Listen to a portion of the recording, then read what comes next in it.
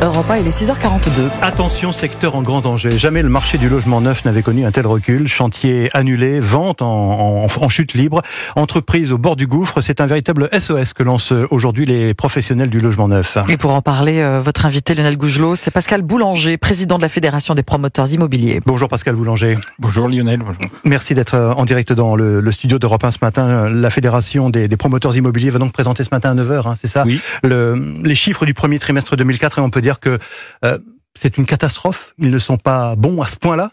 Je ne sais pas ce qu'il y a au-dessus que catastrophe comme mot, puisque j'emploie ce mot déjà depuis 1 an. L'année dernière, je croyais qu'on avait touché le fond. Ouais. Et là, on a des chiffres qui sont encore bien plus mauvais que ce que je présentais l'année dernière à la même époque. C'est-à-dire C'est-à-dire qu'on est à moins de la moitié d'une année normale, aussi bien sur les mises en vente, aussi bien sur les autorisations de construire que sur les réservations. Une année normale, nous sommes heureux, nous, à la FPI, Fédération des promoteurs immobiliers, quand nous réalisons 160 000 logements. C'est une vitesse de croisière classique. L'année dernière, on est tombé à 90 000, et cette année, rien que sur le premier trimestre, on est à 19 000. Donc, si vous faites 19 000 fois 4, on sera en dessous de 80 000. Et surtout, le vrai problème, c'est que nous faisons beaucoup de ventes en bloc, c'est-à-dire des ventes aux bailleurs sociaux, et nous réalisons des marges nulles, voire négatives sur ces ventes-là. On déstocke, en fait, aux bailleurs sociaux. Donc, on est passé de 25% de ventes aux bailleurs sociaux à 40%. Donc, on fait 2 fois moins de réservations en général et 2 fois plus à perte. Qu'est-ce qui explique cette conjoncture, Pascal Boulanger? Écoutez, elle est multifactorielle. Au départ, depuis les dernières élections municipales, nous manquons totalement d'offres. Les maires étaient très réticents à signer les permis de construire depuis ces dernières élections, sous le vieil adage « maire bâtisseur, maire battu ». Et donc, moi, ça fait très longtemps que je dis « attention, nous n'aurons plus d'offres ». Aujourd'hui, nous n'avons plus d'offres. J'ai presque envie de vous dire, pour être un peu cynique, c'est une bonne nouvelle puisqu'on n'a plus de demande du tout. Ouais. En ayant une offre qui a été divisée par plus de 2, nous sommes passés de 11 mois d'un délai moyen d'écoulement à 22 mois. C'est-à-dire qu'en ayant 2 fois moins d'offres, nous mettons 2 fois plus de temps à vendre. Donc, tout est divisé par 2, par 3, enfin, des chiffres catastrophiques. Ça a démarré, donc, je vous disais, avec une crise de l'offre. Aujourd'hui, on est dans une crise totale de la demande depuis la montée des taux d'intérêt. Après, on a une crise des matières premières. Et donc, rien ne va, pour être très clair avec vous. On attend vraiment une réaction rapide, as soon as possible, comme on dit, du gouvernement. Et on nous répond rien. Alors, qu'est-ce que vous attendez concrètement pour que l'on construise à nouveau, Pascal Boulanger, des logements neufs en France? Qu'est-ce qui pourrait être le déclic? Alors, aujourd'hui, le gouvernement parle de choc de l'offre.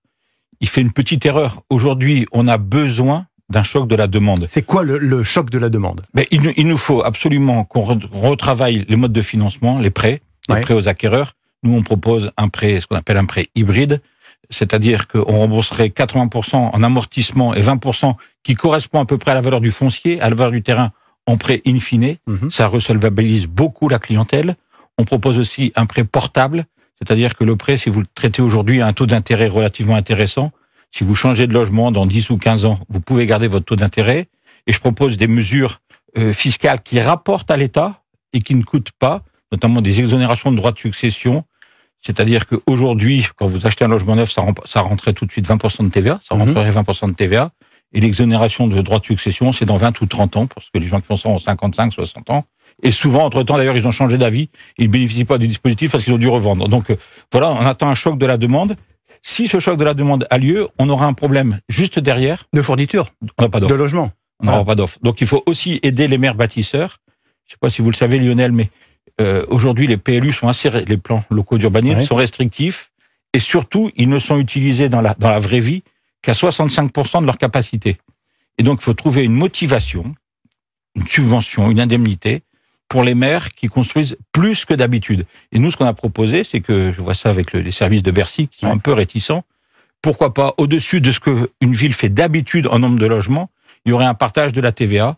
Bercy est gagnant, puisque on va chercher sur l'unité marginale, sur ce qui se fait en plus. Ouais. Et la ville aurait un argument pour pouvoir dire à ses contribuables, à ses concitoyens, regardez ce qui se passe. Donc les mesures très techniques et fiscales, elles existent. Vous attendez que le gouvernement réagisse. Mais pour revenir sur le bilan, le constat que vous faites pour la profession, des entreprises en difficulté, ce sont aussi des emplois qui sont menacés, Pascal Boulanger. C'est très clair. Nous ne sommes pas des grands employeurs, puisque le secteur de la promotion immobilière, c'est environ 35 000 salariés, et on sait qu'on va en perdre une petite moitié, un gros tiers, une petite moitié, à peu près. Ce qui n'est pas rien quand même. Ce qui n'est pas rien. Mais au total, quand on prend toute l'activité, quand on prend le bâtiment, quand on prend tous ceux qui travaillent dans l'acte de construire, les notaires, les géomètres, les bureaux d'études, les bureaux de contrôle, les architectes, les déménageurs, les cuisinistes, etc., le calcul est clair.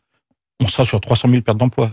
Tout le monde est d'accord sur ce chiffre. On a créé l'Alliance, une dizaine de fédérations, avec la Fédération du bâtiment, l'USH, etc. Et on est tous d'accord sur à peu près 300 000 emplois de perdus. Donc il est temps que le gouvernement prenne ce dossier en main, sinon c'est une catastrophe sociale à laquelle on va assister. Alors, d'abord, faut bien penser à tout ça. On est là aussi pour loger les Français. Le premier sujet, c'est comment allons-nous loger les Français. Deuxième sujet, c'est effectivement catastrophe sociale, catastrophe d'emploi. Comme par hasard, Bruno Le Maire dit qu'il manque quelques milliards. C'est exactement ce qu'ils n'ont pas rentré en TVA sur la TVA de vente immobilière. 20% quand vous achetez un logement neuf. Les droits d'enregistrement dans l'ancien n'existent pas, ce qu'on appelle les DMTO, les droits de mutation à titre onéreux. Donc tout ça, pourquoi, je ne sais pas. Nous, ce qu'on nous dit, c'est qu'ils veulent faire baisser le prix du logement.